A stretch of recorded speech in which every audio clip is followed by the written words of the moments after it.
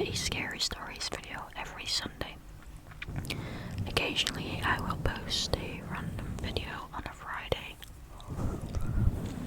but so far there has only been one, and that was this Friday's Pop Mart video. Let's just get into the video. This one is by Resurrected Dreams. It's titled, I was home alone when I heard laughter downstairs. I longed for the nights where my mother would don an evening gown, punctuate every sentence of her lecture with the clicks and the clacks of her high heels, as she strutted to the door, and leave a deep red imprint of her lips on my forehead before she allowed herself to be whisked away by her suitor of the night. Those nights are rare when your single mother works 12-hour shifts at the local nursing facility and comes back home to a long evening of drinking, loud television, and heated arguments with her children. This night was better than all the others because the universe had aligned the plans of everyone in the household to coincide, leaving me behind for at least 5 hours worth of quiet alone time, something I rarely got. I was in my bedroom, my secret stash of snacks scattered all over my bed, and the one shared laptop we had in the house all to myself. I didn't know what I wanted to do first. Watch a movie, sing along to karaoke songs on YouTube, have a one-woman dance party. I settled upon watching a scary movie and turned off all the lights to set the mood. I was barely past the 30-minute mark when I heard the distant sound of sniggering. For a few seconds I convinced myself that it was just a background noise in the movie I was watching, but my reassurance faltered when I paused the film and I still heard it. I was frozen in place. I didn't know what to do. I just waited for something to happen, but nothing did.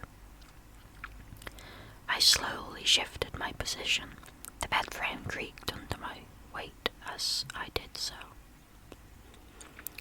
I planted both my feet on the ground and paused for a few minutes. It was most probably one of my siblings who had come home early and was playing a prank on me. It could have even been one of my neighbour's kids. Whoever it was, I was a 16-year-old girl who wasn't taking any chances. I finally had the mind to scan the room for anything I could use to defend myself. I shared a room with 6 and 8-year-old girls. The entire place was childproof, and my best bet was a heavy sports trophy, but I figured that it was better than nothing. The sniggering got louder and nearer. It was turning into chuckles. I didn't know whether I wanted to wait in here until I was found, or do the finding myself.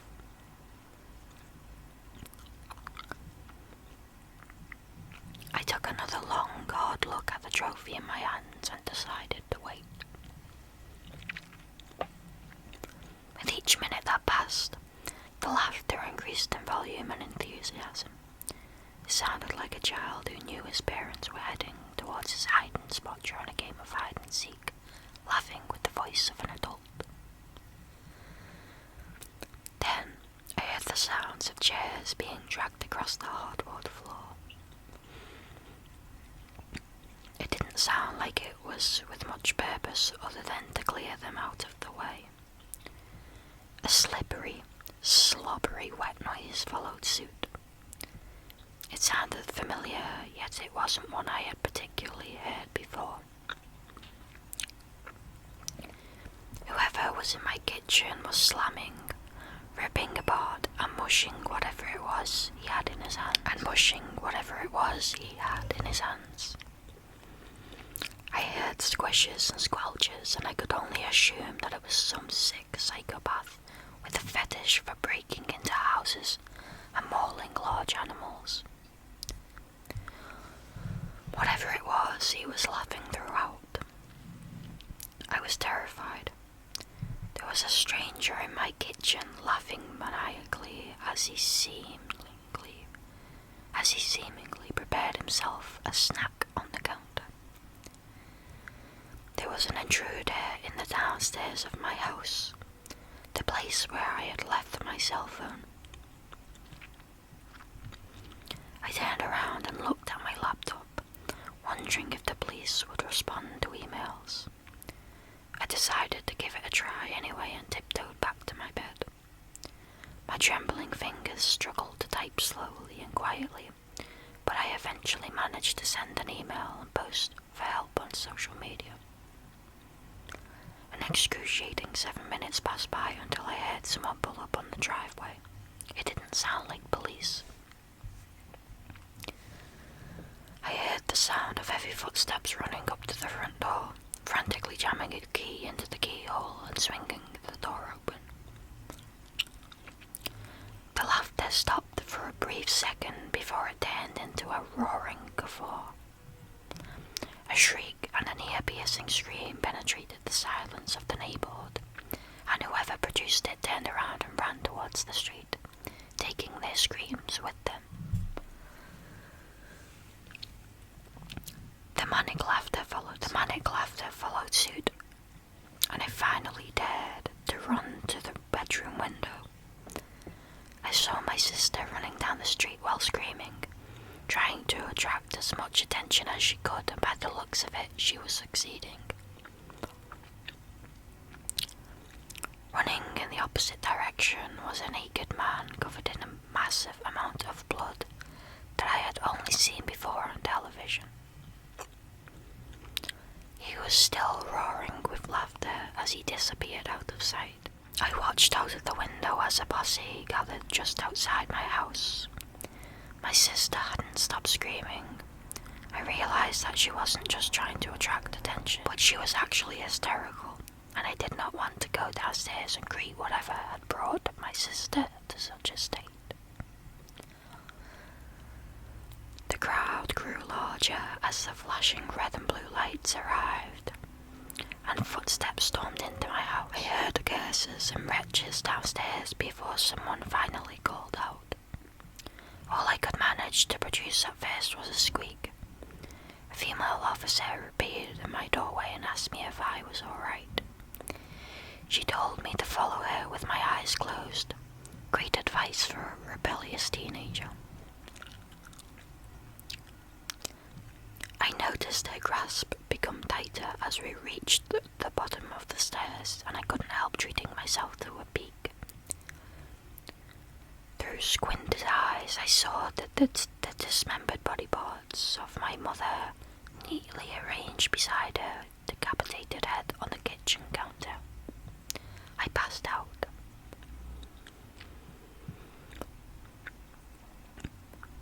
"47 minutes. That was how long I had spent listening to my mother being torn into, ripped apart, mutilated, and eaten. The person responsible for that ran straight to his nursing facility, straight to his bedroom, and straight into bed. He laughed as they restrained him to his bed. He laughed as he was taken away in cuffs. He laughed as he was locked up in a cell. He laughed as he made eye contact with me in the courtroom as his sentence was being announced. I won't be surprised if he was still laughing when they strapped him to the chair. He will never laugh again, but nor will my mother." That was really good. I liked that one a lot. I thought that was really good. Dark twist at the end with the mother being dismembered. Okay, the next one is by The Dark Adventures, and it's titled Scary Home Alone Experience. This story takes place when I was 22 years old. I had just gotten home from a long night of stocking shelves at my local grocery store. I worked the closing shift, so I usually got home around midnight. I shared a cheap apartment with my roommate, Mark. We weren't in the best of neighbourhoods, but I just felt lucky to have a place to live that wasn't my parents' basement. I threw my jacket on the coat rack next to the front door and walked into the kitchen to rummage through the fridge for something to eat. I had just pulled a frozen burrito out of the freezer when I noticed something weird. My bedroom door had been slightly open when I walked by the hallway. I know this doesn't sound strange at first, but I specifically remembered closing it that morning when I left for work. I know this doesn't sound strange at first, but I specifically remembered closing it that morning when I left for work. I like my privacy, so I always remember to shut my door when I leave for the day. I stepped back into the living room and looked down the hall. "Hello," I called. There was just dead silence. Not wanting to let the fear get the better of me, I walked across the living room and flicked on the hallway light switch. "Mark, is that you?" I asked. Mark has always been a bit of an odd guy, so I couldn't help but think that maybe he was trying to play some sort of weird prank on me. Maybe waiting to jump out of my closet or something when I entered my room. When I finally got to the bedroom door, I gently pushed it open. The light from the hallway illuminated a large portion of the room. I looked around, definitely feeling the creepy vibes. There was no one there, and nothing looked out of the ordinary. Just the usual, my twin bed with my nightstand just to the left. I closed the door shut and walked back into the kitchen. I popped my dinner in the microwave and pressed the start button. While that was cooking, I turned on the television, ready to put on a scary movie to watch and relax. Suddenly I heard a muffled thump coming from down the hall.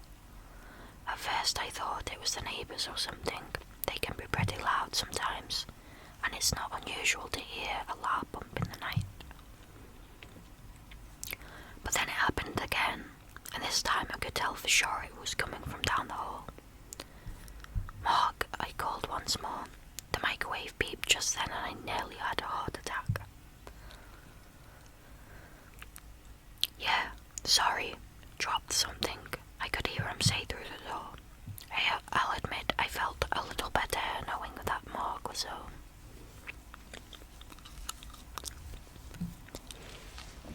I walked back into the kitchen to get my food, and that's when my phone vibrated in my pocket. It was a text message from Mark. "Hey dude, running a little late here at work. Could you please leave the door unlocked for me?" My stomach dropped to the floor and a chill ran down my spine. I texted back, "Wait, you're still at work?" He responded only a few seconds later, "Yeah, why?" At that moment there was another noise from the hall and I looked up. The silhouette of a large man was standing there, holding what appeared to be a butcher's knife. I turned and ran towards the front door, hearing the heavy clunk of the man's boots behind me. He wasn't running. Instead, it sounded like he was slowly walking, taking his time. I didn't stop to look back. I ran down the emergency staircase and out into the parking lot where I called the cops. The cops showed up just a few minutes later. They went upstairs and searched my apartment, but they said they didn't find anyone. What they did find still terrifies me to this day. As they were searching the apartment, the cops found a note left on the kitchen table, held under a salt shaker. On that note was only one word written: soon. That's definitely creepy. I hate the thought of, feeling like you're safe, thinking your roommate's there, and then, no. It's worse than you could imagine. I can only sang reading that text. Okay, the next one is by Ligamentary, and it's titled Home Alone, I Let a Man In to Read Our Upstairs Gas Meter. I'm really sorry for the background noise in this one, guys.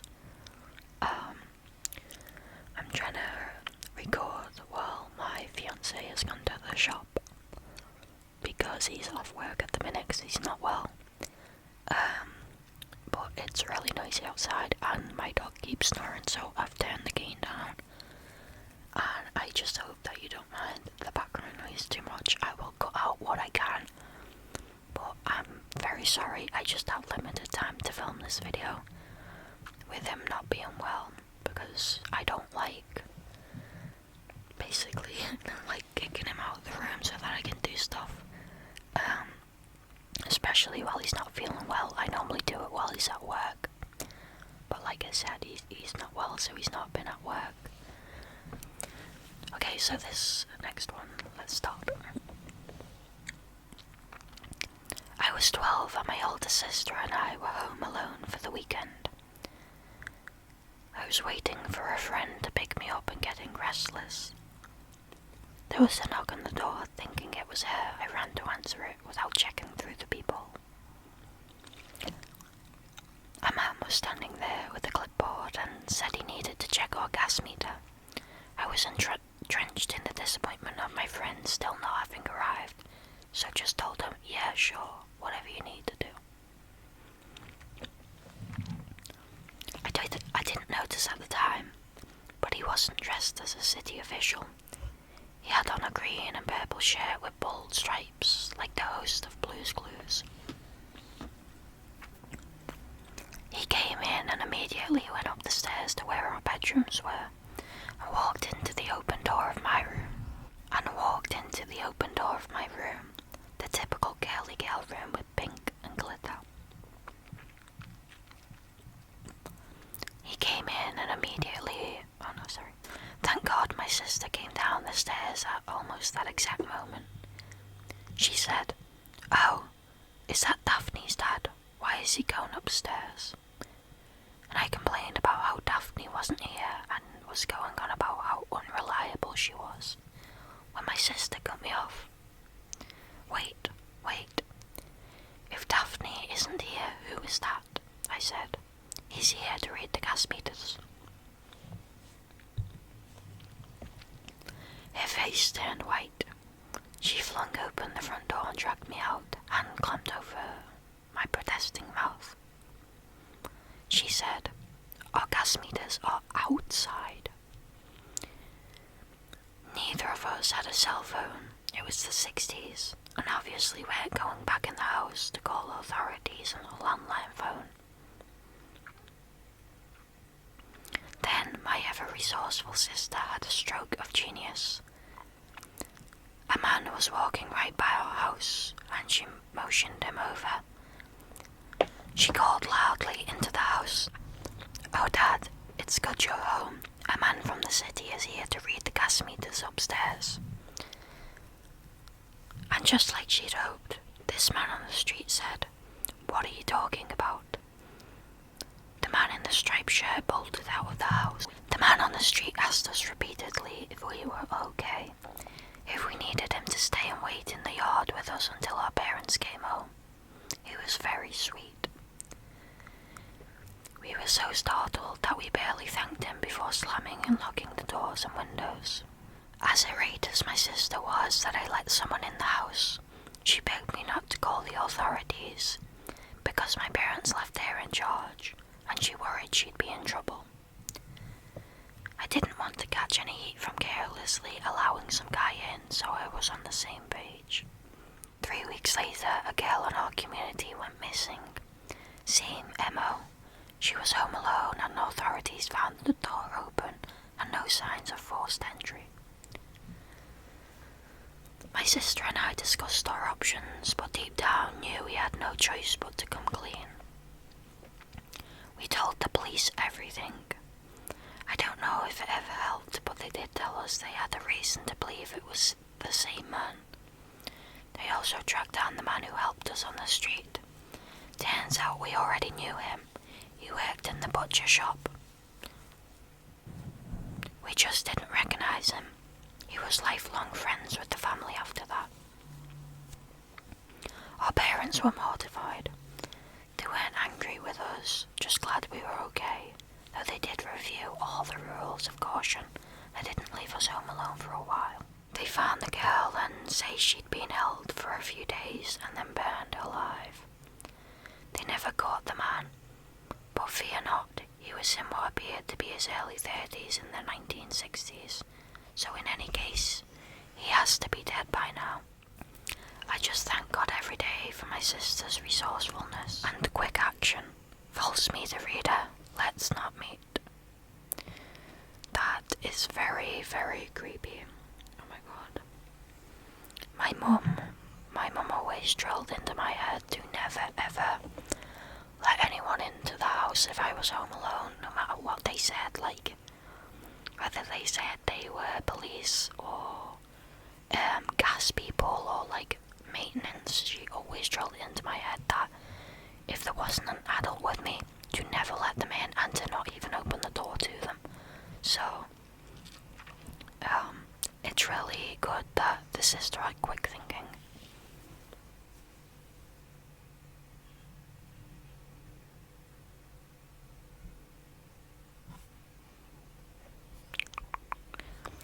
Okay, this next one is by a deleted account. It's titled, "A Stranger Entered My House." This is my first post. I just found this subreddit and made an account so I could contribute. My sister and I are sort of magnets for weird shit happening, so I may post a couple other stories in the future. This happened when I was about 12 years old in Kansas. I was sitting in my bedroom playing Halo. My parents were both out running errands, and my sister was at work, so I was home alone with my two dogs, a little terrier and a Bichon Frise. Not exactly the attack dog breeds, more like early warning systems at best. I had been home alone before. It really was not a big deal. We lived in a pretty safe part of town that had never had any problems, other than one time where some people sprayed KKK graffiti on some public park equipment. That is crazy. Anyway, I was kicking back in my chair, Doritos in one hand, controller in the other, full gamer mode, when I heard the very distinct sound of my door open and close, like someone had just come in. The room I was in faced in such a way where I could not see the front door. My dogs got up and ran into the living room, and so I just assumed my parents were home. I shouted for my mum to confirm this. I'm a bit paranoid due to the aforementioned being a weird shaped magnet, and I heard no response.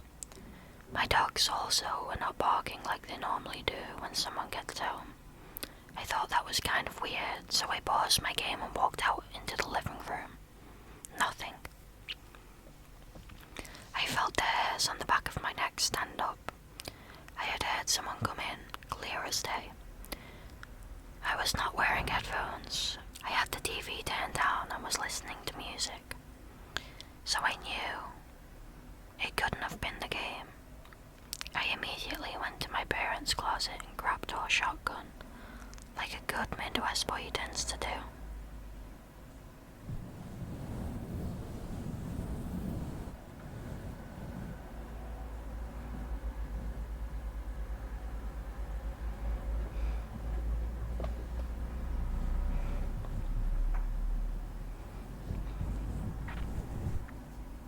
Like a good Midwest boy tends to do.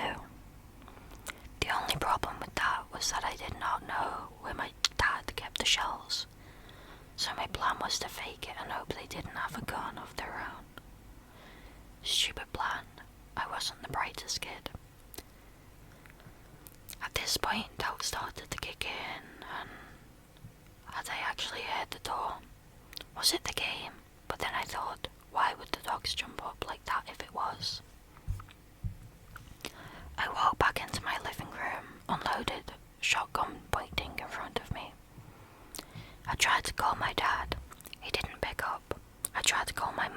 She didn't pick up. I tried to call 2 of my best friends. They didn't pick up. My 12-year-old mind immediately jumped to, holy fuck, they're all dead. And so for the first time in my life, I had to call 911. The operator picked up. I explained the situation with tears in my eyes from fear. She told me to stay calm and that police were on their way. The difficult part about staying calm was that there was a hallway by my front door. I knew in my heart of hearts that there was someone in that hallway about to jump out and really fuck my day up. My 2 dogs were right by me, also staring towards the hallway. This did not help the fear. I stood there rooted to the spot for what felt like an hour, but was actually only a few minutes. The operator's voice in my ear telling me to stay calm. Thankfully, my parents opened the front door. What the fuck are you doing? I explained to my father the situation we are currently in. He grabs his pistol from the front room. Didn't know that was there, thanks Dad, and we go hunting. I always thought it would be cool to go around clearing rooms and shit like a SWAT team, but fuck if I wasn't about to shit myself every time we opened a bedroom door. We didn't find anything.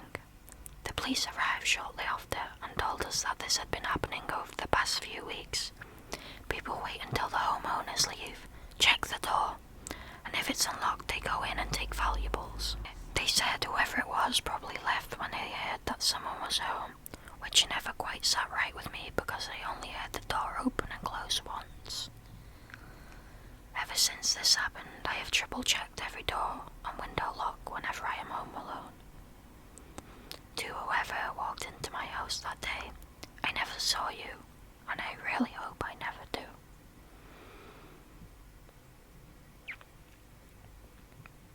As a fun little postscript to this story, I told it to one of my friends and he goes, "You only heard the door once. You probably heard them leaving, not entering then. They were already in the house." That was not comforting. Okay guys, that is gonna be the last story. The last story for tonight. I really hope you guys enjoyed this video. I'm really sorry that it's shorter than usual. Again, I just haven't had much time. I just haven't had much time to film with my fiance being sick and people being noisy outside in the day because it's getting to nice weather. But thank you so much for watching. Please give it a like, comment, and subscribe if